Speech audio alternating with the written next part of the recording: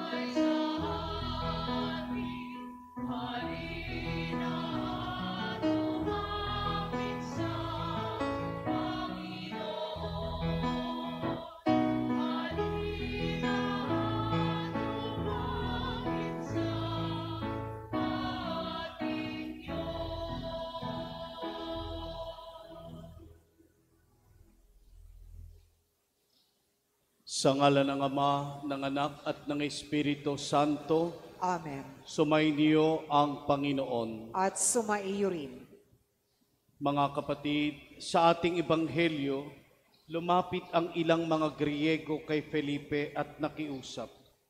Ibig naming makita si Jesus. Ito ang hangarin ng bawat Kristiyano, lalong-lalo na ngayong panahon ng Kwaresma. Bilang tugon sa hangarin nating ito, inihayag ni Jesus ang tungkol sa oras ng kanyang kaluwalhatian na tumutukoy sa kanyang kamatayan at muling pagkabuhay.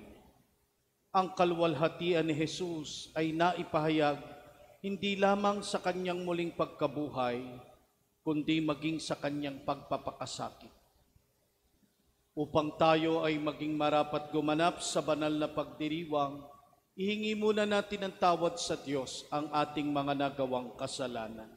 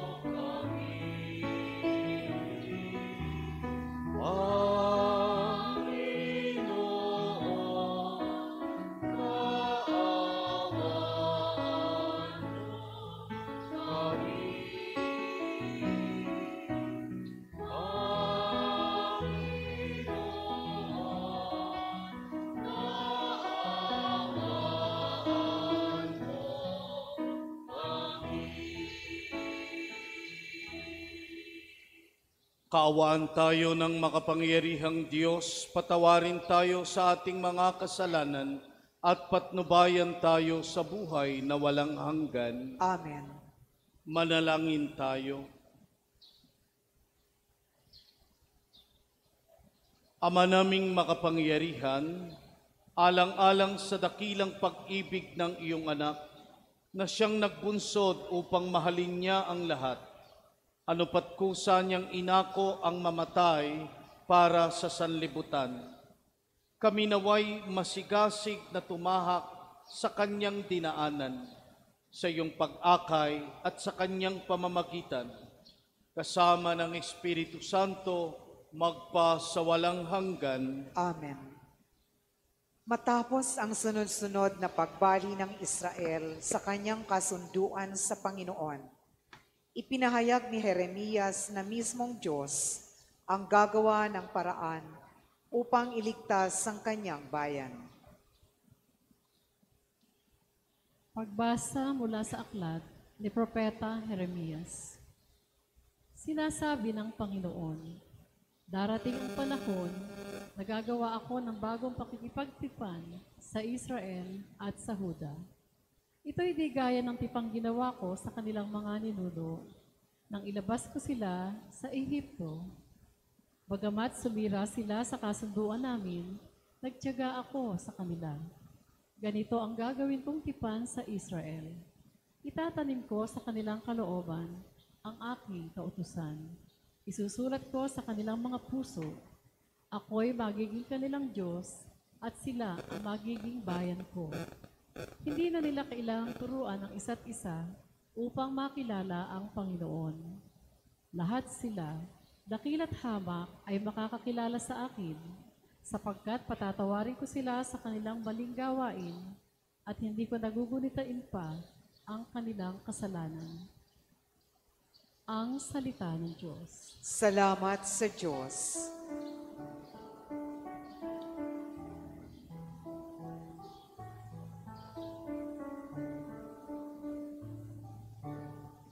Diyos ko sa aking likhain, tapat na puso't loobin. Diyos ko sa aking likhain, tapat na puso't loobin. Ako'y kaawaan, o mahal kong Diyos, sang-ayon sa iyong kagandahang loob. Mga kasalanan ko ay iyong pawiin, ayon din sa iyong pag-ibig sa akin. Dinisin mo sana ang aking karumahan at ipatawad mo yaring kasalanan. Diyos ko sa aking likhain, tapat na puso't loobin. Isang pusong tapat sa aking likhain. Bigyan mo, O Diyos, ng bagong damdamin. Sa iyong harapay huwag akong alisin, ang Espiritu mo ang papaghariin. Diyos ko sa aking likhain, tapat na puso't loobin. Ang galak na dulot ng iyong pagliligtas, ibalik at ako ay gawin mong tapat. Kung magkagayon na, aking tuturuan, sa iyo lumapit ang makasalanan. Diyos ko sa aking likhain, tapat na puso't loobin. Diyos ko sa aking likhain, tapat na puso't loobin. Natutunan ni Jesus ang pagsunod sa Ama sa pamamagitan ng pagpapakasakit. Sa paraang ito, siya ang naging bukal ng ating kaligtasan. Pagbasa mula sa sulat sa mga Hebreo. Mga kapatid, noong si Jesus ay namumuhay dito sa lupa, siya'y dumalangin at lumuluhang sumamo sa Diyos na makapagliligtas sa kanya sa kamatayan. At dininig siya dahil sa lubusan siyang nagpakumbaba. Bagamat siya'y anak ng Diyos, natutuhan niya ang tunay na kahulugan ng pagsunod sa pamamagitan ng pagtitiis. At nang maganap na niya ito, siya'y naging walang hanggang tagapagligtas ng lahat ng sumusunod sa Kanya. Ang salita ng Diyos. Salamat sa Diyos. Parangalan po natin ang mabuting balita ng Panginoon.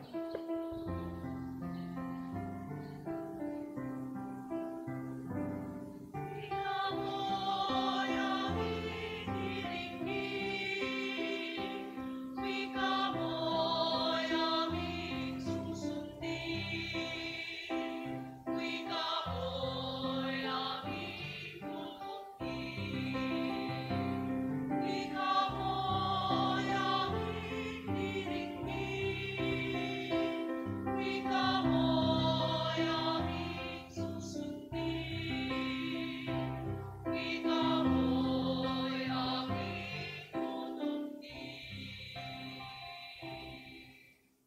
Sumainyo ang Panginoon. At sumaiyo rin. Ang mabuting balita ng Panginoon ayon kay San Juan. Papuri sa iyo, Panginoon.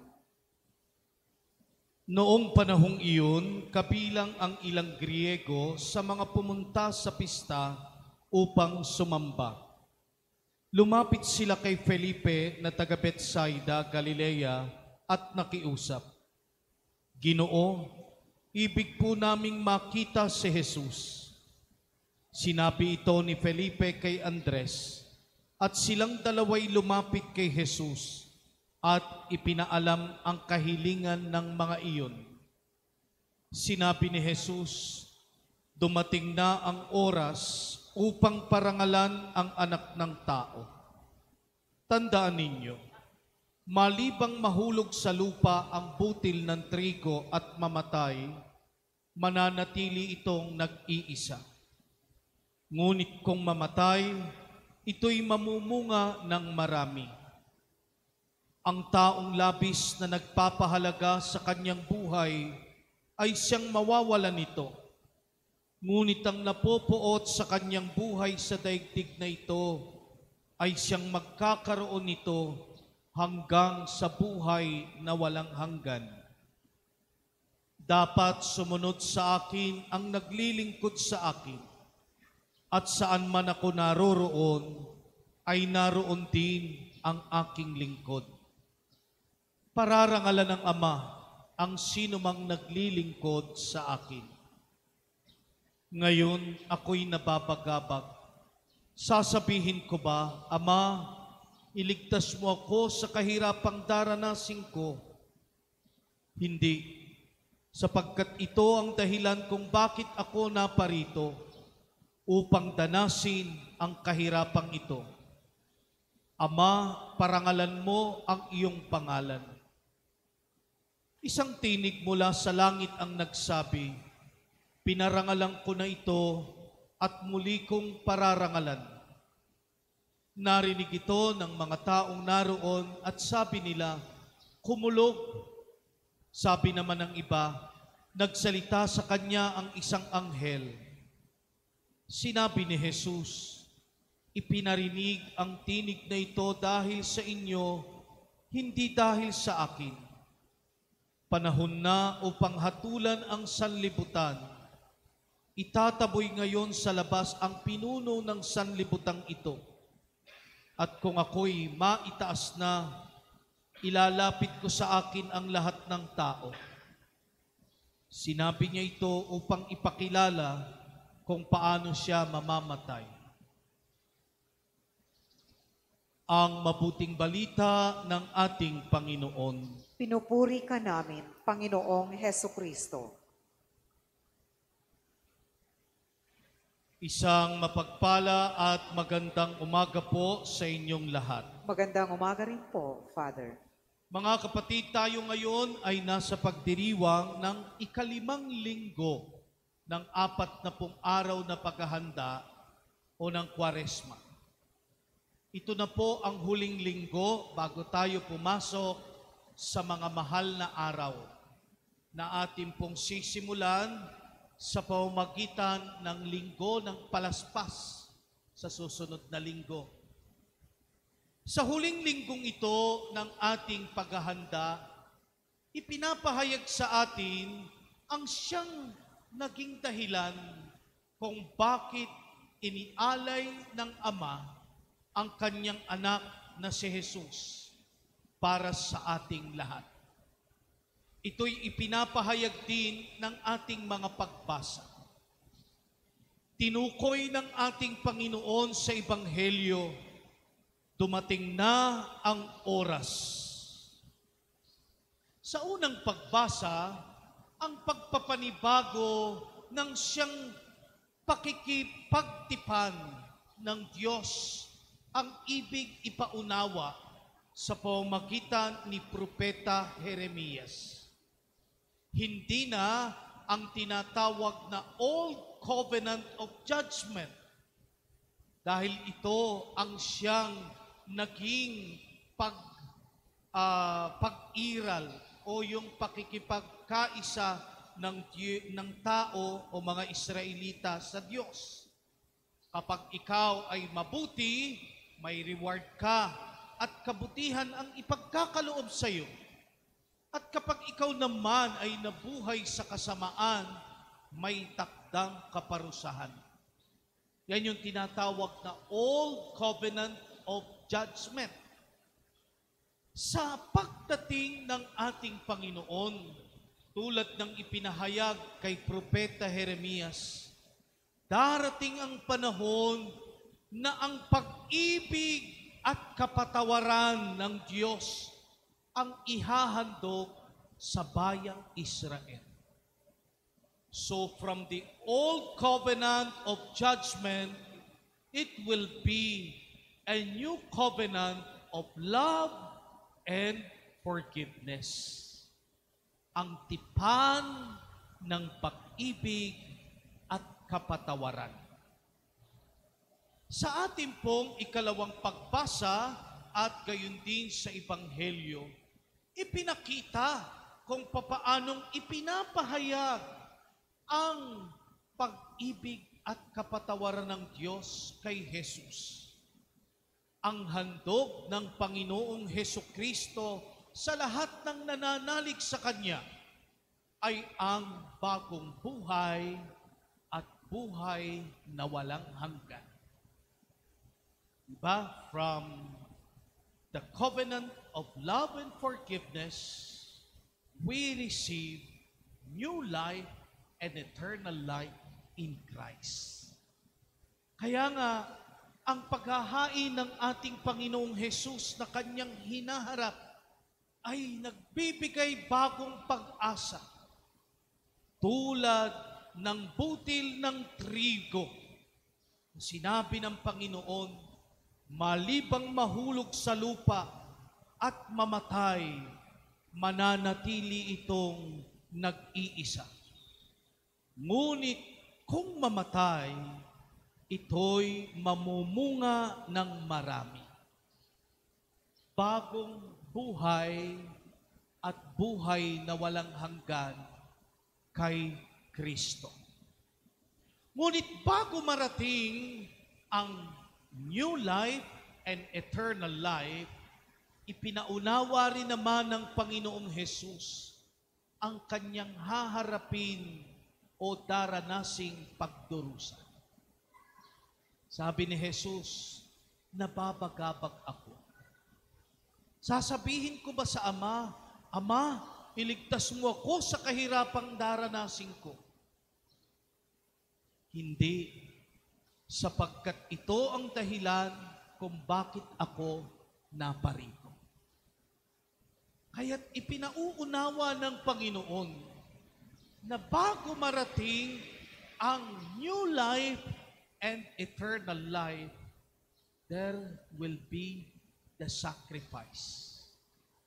Yung mga paghihirap na daranasin ng Panginoon. Sa paghihirap na ito, alam natin na ang lahat ay magtatapos sa kaluwalhatian. That after the sacrifice of the cross, there will be the glorious resurrection. Dito natin maiuugnay ngayon ang ating paglalakbay sa panahon ng Kwaresma.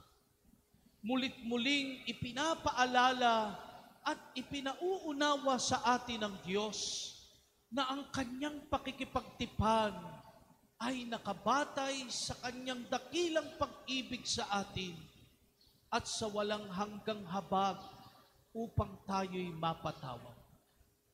Sapagkat sa pag-ibig at kapatawaran, tayo ay nagkakaroon ng bagong buhay at buhay na walang hanggan. Ngunit huwag daw tayong makakalimot. Kailangan pa rin nating maglaan ng mga sakripisyo. Kailangan nating mag-alay ng bawat sakripisyo sa pang-araw-araw upang marating natin ang tagumpay sa ating buhay kasama si Jesus. Ito nawa ang baunin ho natin bilang hamon at pagninilay mula sa mga pagbasa. Amen. Sumasampalataya ako Sa Diyos samang makapangyarihan sa lahat, na may gawa ng langit at lupa. Sumasampalataya ako kay Hesukristo, iisang anak ng Diyos, Panginoon nating lahat. Nagkatawang tao siya, lalang ng Espiritu Santo. Ipinanganak ni Santa Mariang Birhen. Pinagpakasakit ni Poncio Pilato. Ipinako sa krus, namatay, inilibing. Nanaog sa kinaroroonan ng mga yumao. Nang may ikatlong araw na buhay na mag-uli, umakyat sa langit. Naluluklok sa kanan ng Diyos samang makapangyarihan sa lahat. Doon magmumulang paririto at huhukom sa nangabubuhay at nangamatay na tao. Sumasampalataya naman ako sa Diyos Espiritu Santo, sa banal na simbahang katolika, sa kasamahan ng mga banal, sa kapatawaran ng mga kasalanan, sa pagkabuhay na muli na nangamatay na tao, at sa buhay na walang hanggan. Amen. Manalangin tayo sa ating Amang nasa langit upang tulungan tayong makatulad sa kanyang anak na si Jesus, na nagmahal sa mundo at nag-alay ng buhay para sa ating kaligtasan. Buong pagtitiwala tayong manalangin. Ama, dinggin mo ang iyong bayan. Ama, dinggin mo ang iyong bayan. Makita nawa kay Papa Francisco, mga obispo, mga pari at mga relihiyoso ang kanilang pag-aalay ng sarili upang lahat ng mga Kristiyano ay patuloy na magbigay papuri sa Diyos at magsikap sumunod sa kanilang magandang halimbawa. Manalangin tayo. Ama, dinggin mo ang iyong bayan. Isulong nawa ng mga opisyal ng pamahalaan ang mga hakbang tungo sa kapayapaan at ikauunlad ng sambayanan, lalong-lalo na para sa mga mahihirap na mga mamamayan. Manalangin tayo. Ama, dinggin mo ang iyong bayan. Maglaan nawa kami ng panahon para sa taimtim na pakikinig at pagsunod sa mensahe at diwa ng salita ni Kristo. Manalangin tayo. Ama, dinggin mo ang iyong bayan. Pakinggan nawa namin ang hamon ni Hesukristo na kami maging bukas palad at mapagpatawad sa aming mga kapwa tungo sa landas ng pagbabagong buhay. Manalangin tayo. Ama, dinggin mo ang iyong bayan. Tanggapin nawa sa kalwalhatian ng langit ang aming mga mahal sa buhay na pumanaw na mula sa daigdig na ito, pati na rin ang mga taong namatay na walang nakakaalala. Manalangin tayo. Ama, dinggin mo ang iyong bayan. Tahimik nating idalangin ang ating mga personal na kahilingan.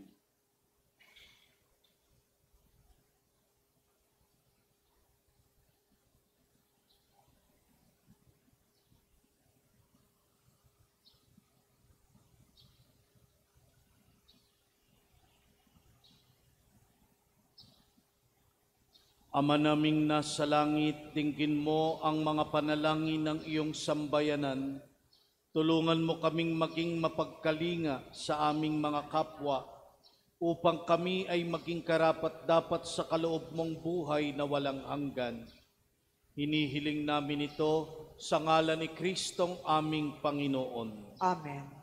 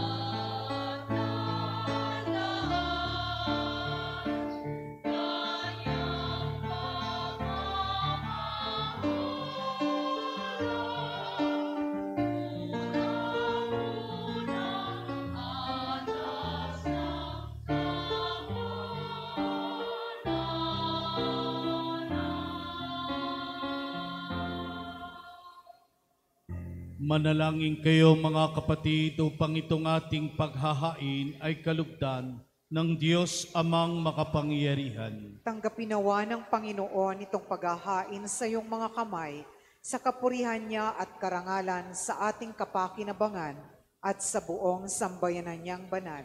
Ama naming lumikha, kami dumadalangin ang mga pinagsaloob mo ng mga nilalaman ng pananampalatayang Kristiyano ay iyong gawing dalisay, pakundangan sa ipinagdiriwang na paghahaing ito sa pamamagitan ni Hesukristo kasama ng Espiritu Santo magpa sa walang hanggan. Amen. Sumainyo ang Panginoon. At sumaiyo rin. Itaas sa Diyos ang inyong puso at diwa. Itinaas na namin sa Panginoon. Pasalamatan natin ang Panginoong ating Diyos. Marapat na siya ay pasalamatan. Ama naming makapangyarihan, tunay ngang marapat na ikaw ay aming pasalamatan sa pamamagitan ni Hesukristo na aming Panginoon. Sa aming kusang pagtitiis ng hirap, tinutulungan mong aming maitumpak ang kinamihas ng pagsalungat sa pananagutang iyong iniatas. Sa aming pagtulad sa anak mong mahal na nagpakasakit para sa tanan, ang pagsisikap nami iyong kinalulugdan at ang pagpapakabuti nami iyong ikinararangal. Kaya kaisa ng mga anghel na nagsisiawit ng papuri sa iyo, nang walang humpay sa kalangitan, kami nagbubunyi sa iyong kadakilaan.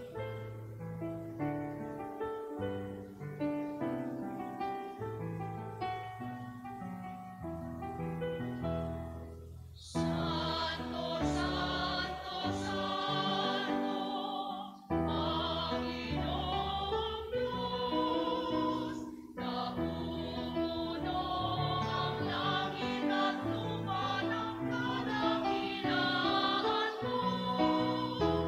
Hosana, Hosana, Hosana sa kaitaasan.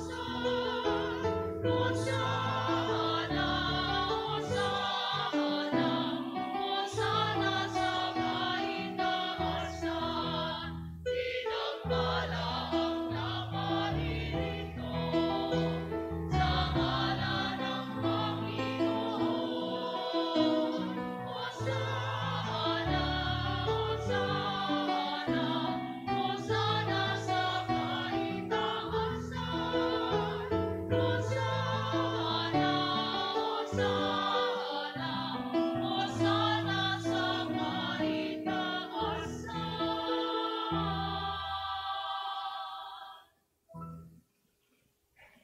Ama naming banal, ikaw ang bukal ng tanang kabanalan.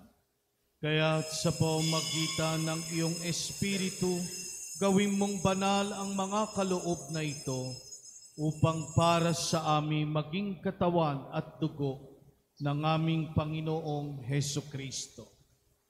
Bago niya pinagtiis ang kusang loob na maging handog, hinawakan niya ang tinapay, pinasalamatan kaniya, pinaghati-hati niya iyon. Iniabot sa kanyang mga alagad at sinabi, "Tanggapin ninyong lahat ito at kanin. Ito ang aking katawan na ihahandog para sa inyo."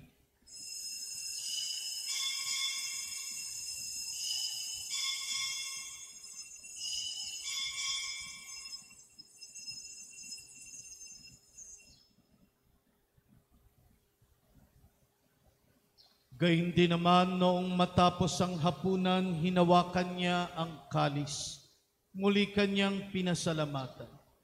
Iniabot niya ang kalis sa kanyang mga alagad at sinabi, "Tanggapin ninyong lahat ito at inumin. Ito ang kalis ng aking dugo, ng bago at walang hanggang tipan. Ang aking dugo na ibubuhos para sa inyo at para sa lahat, sa ikapagpapatawad ng mga kasalanan. Gawin ninyo ito sa pag-alala sa akin."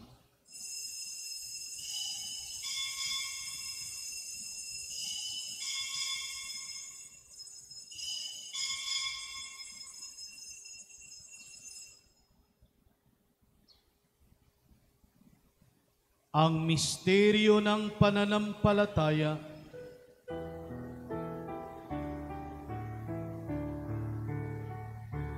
Kamatayan mo, Panginoon, aming ipinahayag. Ang muli mong pagkabuhay ay pinagdiriwang hanggang sa iyong pagbabalik.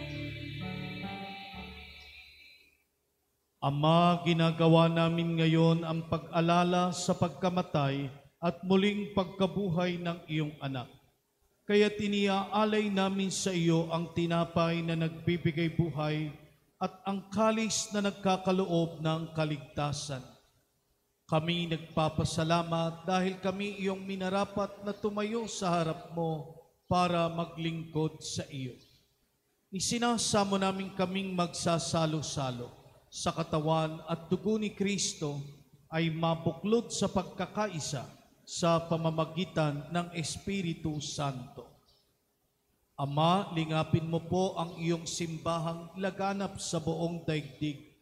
Puspusin mo kami sa pag-ibig kay San Francisco na aming Santo Papa, ni Ruperto na aming Obispo, ni Noli ang katuwang niyang Obispo at ng Tanang Kaparian, at kaming iyong mga anak na ngayon ay tinipon mo sa iyong banal na harapan.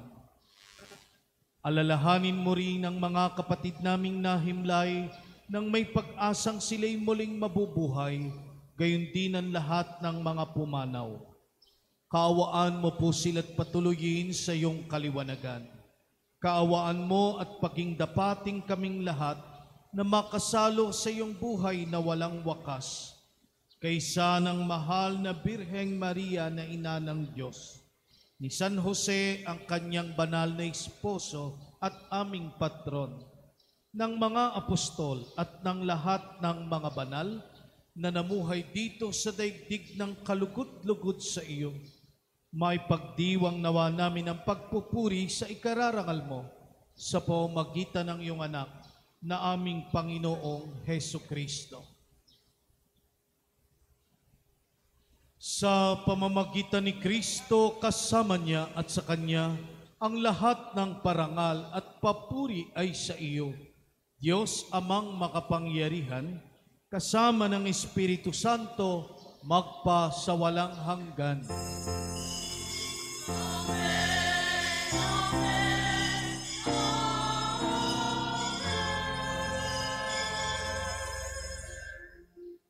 At ngayon buong pag-ibig at buong tiwala nating awitin ang panalangin itinuro ng Panginoon.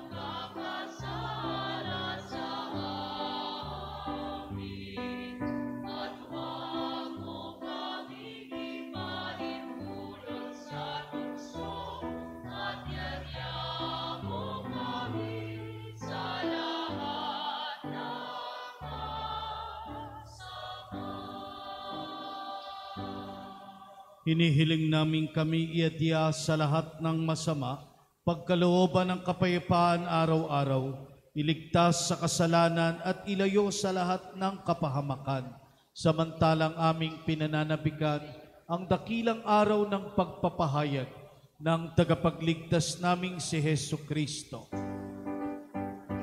Sapagkat sa'yo'y nagmumula ang kaharian, ang kapangyarihan, at ang kaluwalhatian.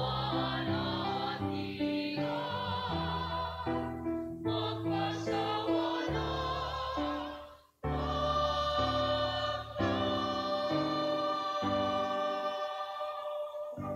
Panginoong Heso Kristo, sinabi mo sa iyong mga apostol, kapayapaan ang iniiwan ko sa inyo, ang aking kapayapaan ang ibinibigay ko sa inyo. Tunghayan mo po ang aming pananampalataya at huwag ang aming mga nagagawang pagkakasala. Pagkalooban kami ng kapayapaan at pagkakaisa ayon sa iyong kalooban, kasama ng Espiritu Santo, magpa sa walang hanggan. Amen. Ang kapayapaan ng Panginoon naway laging sumainyo, At sumaiyo rin. magbigayan tayo ng kapayapaan sa isa't isa.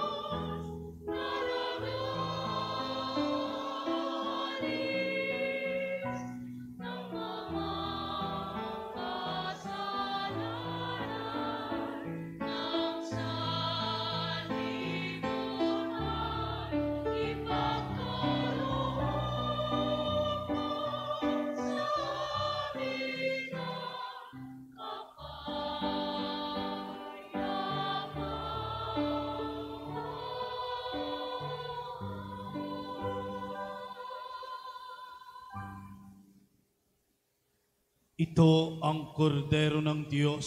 Ito siyang nag-aalis at nagpapatawad ng ating mga kasalanan.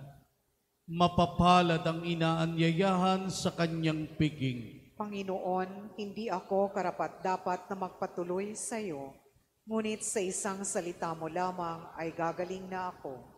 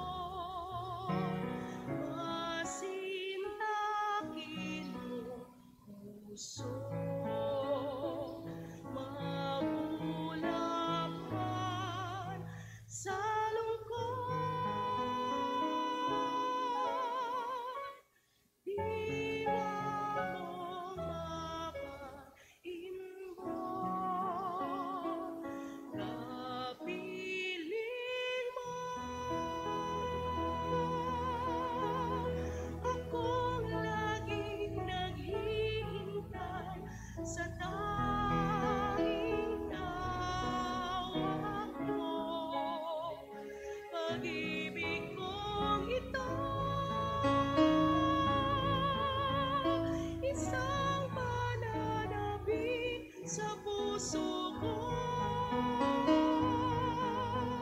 sa iyong pagbabalik sa piling ko, puspos ng pagsuyo, manahimik at makinig at maging akin muli.